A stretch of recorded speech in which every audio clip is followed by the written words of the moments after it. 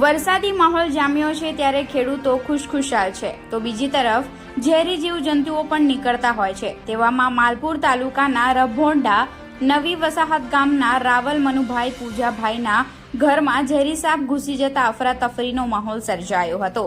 સાપ નીકળતા ઘરના સભ્યો ગભરાઈ ગયા હતા અને તે સમયે જાગૃત નાગરિક રાવલ પંકજભાઈએ મેઘરજ તાલુકાના જીવદયા પ્રેમીની ટીમના સભ્ય જાલમભાઈ ખાંટ બેમાપુરના વતનીનો સંપર્ક થતા તાત્કાલિક રંભોડા નવી વસાહત આવી પહોંચ્યા હતા અને સાપનું રેસ્ક્યુ કરવામાં આવ્યું હતું।